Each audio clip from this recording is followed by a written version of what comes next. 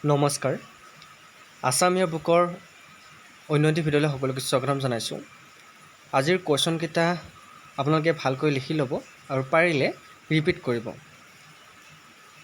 আৰু যিসকল বন্ধু বান্ধৱী আমাৰ বিশ্বাসী বন্ধু চেনেলত আজি প্ৰথমবাৰ নতুন আহিছে, চেনেলটো ছাবস্ক্ৰাইব কৰি দিবলৈ নাপাহৰিব, কাৰণ আমাৰ বিশ্বাসী বন্ধুৰ জৰিয়তে আপোনালোকে বিভিন্ন ধৰণৰ দৰকাৰী আৰু লাগতিয়াল ভিডিঅ'সমূহ সদায় পাই থাকিব। তো বন্ধুসকল দেৰি নকৰি আহকচোন আজিৰ প্ৰথম প্ৰশ্নটো চাওঁ। বগীবিল দলংখন কোনে কেতিয়া শুভাৰম্ভ কৰিছিল?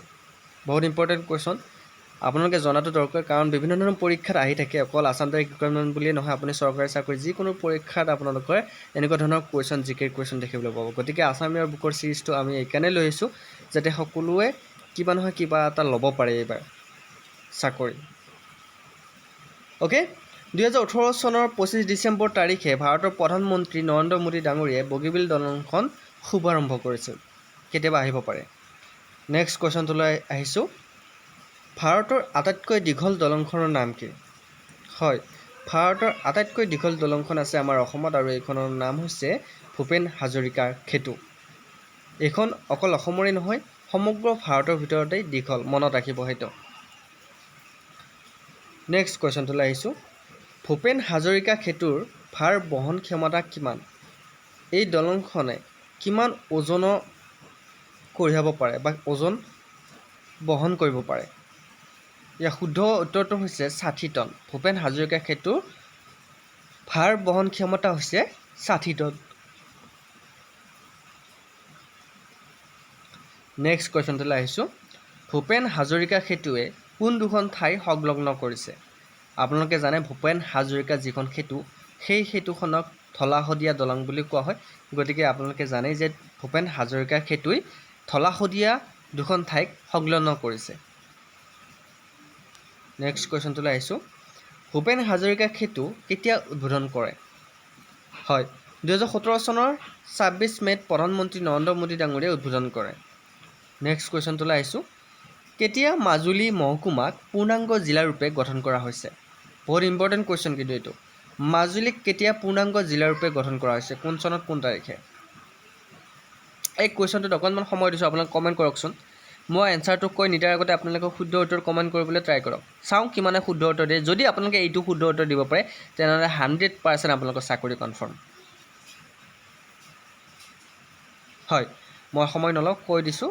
2016 চনৰ 8 ছেপ্টেম্বৰ তাৰিখে মাজুলী মহকুমাক পূৰ্ণাংগ জিলাৰূপে গঠন কৰা হৈছিল। নেক্সট কুৱেশ্যনটোলৈ আহিছোঁ। অসমৰ সাক্ষৰতাৰ হাৰ কিমান?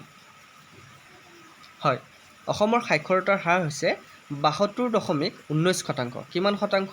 72.19% হৈছে অসমৰ সাক্ষৰতাৰ হাৰ। নেক্সট কুৱেশ্যনটোলৈ আহিছোঁ। অসমৰ কোনখন জিলাত জনসংখ্যা বেছি?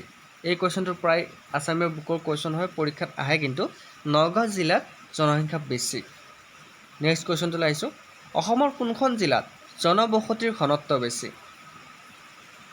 হয়, অসমৰ কামৰূপ জিলাত জনবসতিৰ ঘনত্ব অকণমান বেছি।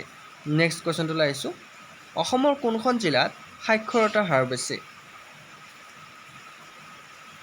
হয়, অসমৰ কামৰূপ মহানগৰত সাক্ষৰতাৰ হাৰ বেছি। তাতে শিক্ষাগত অৰ্হতা থকা মানুহ, পঢ়া শুনা মানুহ বেছি। নেক্সট কুৱেশ্যনটোলৈ আহিছোঁ। অসমীয়া ভাষাটো ভাৰতীয় কোন গোষ্ঠীৰ ভাষা? হয়, অসমীয়া ভাষাটো ভাৰতীয় আৰ্যসকলৰ ভাষা, আৰু বিশেষকৈ আহোমসকলে অসমীয়া ভাষাটো আনিছিল, হয়নে? কোন গোষ্ঠী বুলি ক'লে আৰ্য গোষ্ঠী।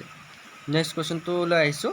কোন চনত আইন মতে অসমীয়া ভাষা ৰাজ্যিক চৰকাৰী ভাষা হিচাপে পৰিগণিত হৈছে? হয়, 1960 চনত আইন মতে অসমীয়া ভাষাটো ৰাজ্যিক চৰকাৰী ভাষা হিচাপে পৰিগণিত হৈছে। নেক্সট কুৱেশ্যনটোলৈ আহিছোঁ। সংস্কৃতৰ পৰা অনুবাদ কৰা প্ৰথম অসমীয়া নাটকখনৰ নাম কি? বহুত ইম্পৰ্টেণ্ট হয়। সংস্কৃতৰ পৰা অনুবাদ কৰা প্ৰথম অসমীয়া নাটকখন হৈছে শকুন্তলা, আৰু এইখন অনুবাদ কৰিছিল লম্বোদৰ বৰাই। মনত ৰাখিব, সংস্কৃতৰ পৰা অনুবাদ কৰা নাটকখনৰ নাম কি? শকুন্তলা, আৰু এইখন কোনে অনুবাদ কৰিছিল? লম্বোদৰ বৰাই। নেক্সট কুৱেশ্যনটোলৈ আহিছোঁ। বিহুগী কবি কাক আখ্যা দিয়া হয়? বিহুগী কবি বুলি কাক আখ্যা দিয়া হয়? বাৰে বাৰে কৈ থাকোঁ মই এইটো কুৱেশ্যন মাজে মাজে। ৰঘুনাথ চৌধুৰীক বিহুগী কবি বুলি কোৱা হয়। নেক্সট কুৱেশ্যনটোলৈ আহিছোঁ। প্ৰাচীন অসমৰ বিষয়ে কোন লিপিত তথ্য পোৱা যায় হয় প্ৰাচীন অসমৰ বিষয়ে এলাহাবাদ স্তম্ভত তথ্য পোৱা যায় নেক্সট কোৱেশ্যনটো আহিছোঁ কোচ ৰাজবংশৰ প্ৰতিষ্ঠাপক কোন আছিল হয় কোচ ৰাজবংশৰ প্ৰতিষ্ঠাপক আছিল বিশ্বসিংহ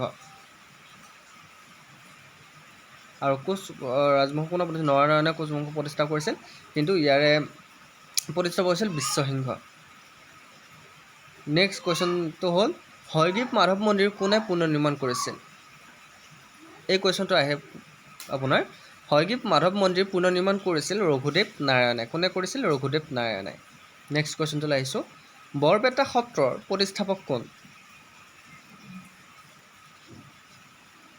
হয় বৰপেটা সত্ৰৰ প্ৰতিষ্ঠাপক হৈছে মাধৱদেৱ শ্ৰীমন্ত শংকৰদেৱৰ যি শিষ্য প্ৰিয় শিষ্য মাধৱদেৱ নেক্সট কুৱেশ্যনটো আহিছোঁ কেতিয়া কনকলতা শ্বহীদ হৈছিল বা কোনটো আন্দোলনত প্ৰায় পৰীক্ষাত অহা কুৱেশ্যন হয় কনকলতা শ্বহীদ হৈছিল 1942 চনৰ যি ভাৰত ত্যাগ আন্দোলন যাক ইংৰাজীত কোৱা হয় কুইট ইণ্ডিয়া মুভমেণ্ট তাতে কনকলতা শ্বহীদ হৈছিল নেক্সট কুৱেশ্যনটোলৈ আহিছোঁ কুমাৰ ভাস্কৰ বৰ্মাৰ সমসাময়িক ৰজা কোন আছিল হয় কুমাৰ ভাস্কৰ বৰ্মনৰ সমসাময়িক ৰজা হৈছে হৰ্ষবৰ্ধন আহিব পাৰে পৰীক্ষাত সমসাময়িক বুলি ক'লে ভাস্কৰ বৰ্মনৰ লগতে আছিল হৰ্ষবৰ্ধন মনত ৰাখিব নেক্সট কুৱেশ্যনটোলৈ আহিছোঁ নামঘোষা কোনে লিখিছিল বা কোনে ৰচনা কৰিছিল মাধৱদেৱে নামঘোষা ৰচনা কৰিছিল শ্ৰীমন্ত শংকৰদেৱে কীৰ্তন নেক্সট কুৱেশ্যনটোলৈ আহিছোঁ অসমৰ ক্ষুদ্ৰতম ৰাষ্ট্ৰীয় উদ্যানখনৰ নাম কি বহুত ইম্পৰ্টেণ্ট হয় কি হ'ব পাৰে বাৰু অসমৰ